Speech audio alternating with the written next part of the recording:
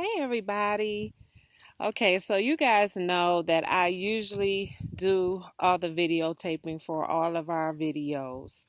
Well, the other day I had to go in town to handle some business, and my husband took it upon himself to do his own video shoot. Bless his little heart. It came out terrible. But he said some very sweet things about me, and I want to share this video also because he made some great points for those of you that are thinking about building a shipping container home, as far as securing the shipping container underneath. He made some great points about that, so I wanted to share that with you guys. So just bear through the video. I apologize in advance. But after you get finished watching, please leave a nice comment to my husband, Brian. Don't touch the camera anymore. All right, guys.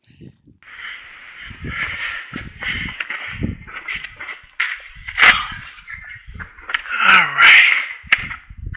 Hello everybody. I hope this view I have on this camera is turning out okay. I'm actually here solo today without my wife, unfortunately.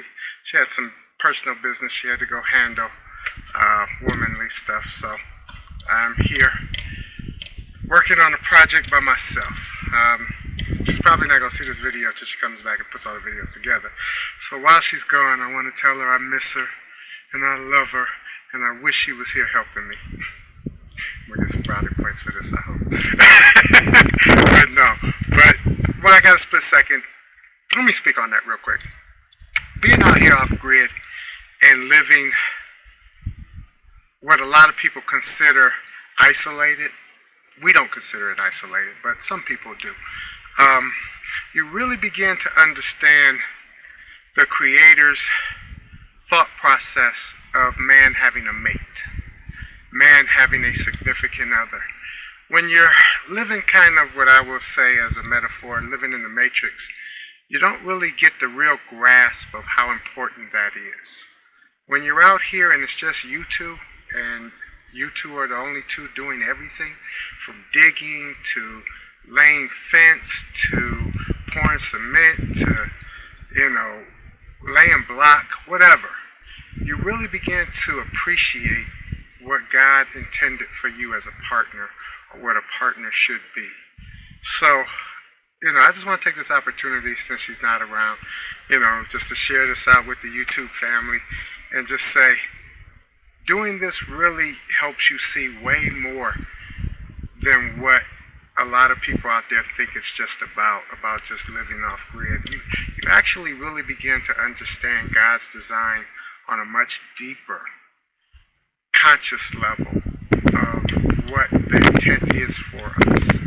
So, with that being said, I miss you, baby. I wish you was here. So, now, to the project today. If you go back and you remember when we laid our piers, we were laying a middle pier inside or on the outside in the middle of the containers. Okay.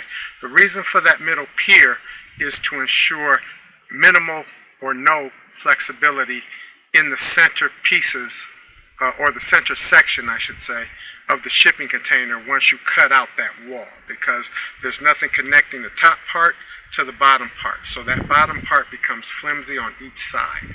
So we got some cement pillars under here. Because we were novice and I didn't have enough confidence to really hit it as a bullseye at that time, we chose to leave a space so that we could fill that space up with some sort of spacer. I don't leave this out because there's a few of you who have left some really deep comments to really speak to how no one on the web or on YouTube is doing shipping containers is really being all inclusive of every single step. So because of some of those comments, I want to make sure that I am true to your expectations and what you've left, and I want to make sure I put this in there. All right. So what you're going to see me do today is basically we've created our spacers. Our spacers were created out of this steel tubing. basically what we did is we took a 10-foot piece basically and we cut it and then we welded it together. It's kind of heavy. I just painted it. I hope it's dry. Seems to be dry. Okay. So that would have been cool if it wasn't. But anyway, this, I measured it so that it would fit that spacing.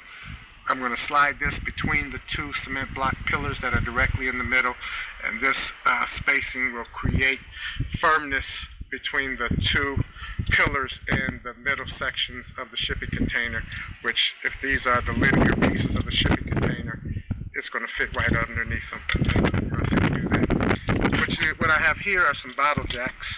These bottle jacks are what I'm going to use to jack up that middle section of the shipping container roughly about 2 inches, just so I can get this under there. This is 1 3/4 inches. I tried to leave it about 1.5 inches. I got pretty close. I was 1 3/4 inches. So once I get it jacked up, basically I'm going to be under there with a hammer, a piece of wood, and I'm going to fit this in there. And after I get this in there, then basically that floor will be pretty solid. Then when we put in the vertical support system, which is going to be a 4x4 steel pole, you'll have this pushing up, and then the vertical support system will push up on the ceiling and push down on the floor, but the floor will be solidified by this, which is on top of the cement, so the floor won't push down. So what that'll do is it'll push it as a wedge between the upper and the lower, and I'll cut it where it's just slightly longer so that it pushes the top up a little and pushes into the floor where it can't push, and then I'll probably have to beat it in there. We'll see when we get to that step. Alright, so as you can see, here are the cement blocks right here. Alright, and then this is where they meet on the container. Alright, as you can see, we hit this one here as a bullseye. Alright, this is exactly how it should have hit. This beam, which goes right through this crack here, which is the floor up top.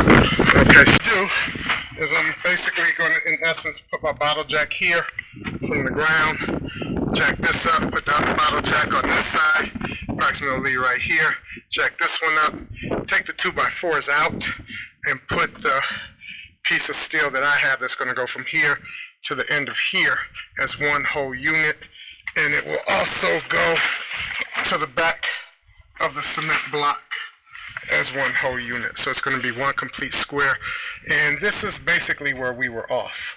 We wanted this block to hit this beam. So, I was off by, approximately about 3 inches, maybe about 1.5 inches.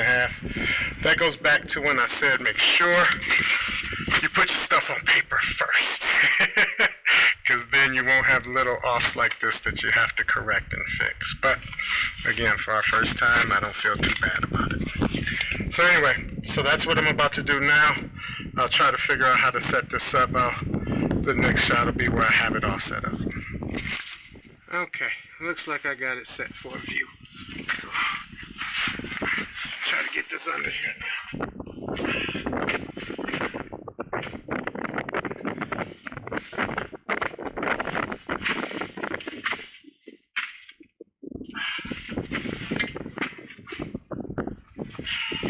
This thing's heavy.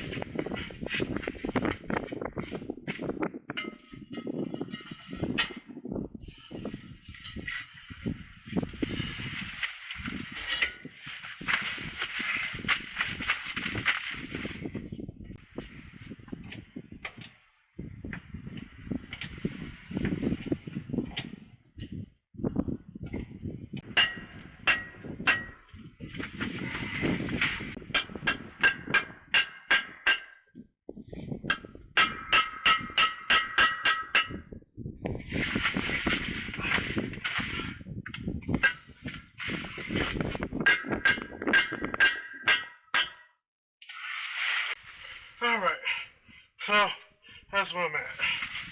So now I'm going to let them down, see how it turned out. Alright, so we're up top. Perfect. You can see it right in there, the steel. You can see how level it is. So we hit a bullseye. You can see how it's level all the way across. because it's already level on the corners. So by putting this in the middle, it makes it level all the way through. So you can see the floors have no bounce in them. Well, I don't know if you can't see them, but they don't have any bounce. So what will happen next is these 4x4 posts here, which is, these are really heavy. These are probably about 200 pounds, maybe 150 pounds. Those 4x4s, they're 1/4 inch steel, will go between here and here as a brace, and it'll push down on the floor and push up on the ceiling, and that'll give it added stability. But I'm pretty happy. This is pretty goddamn level, so I feel pretty good. So, okay. Till next time, everybody, be free.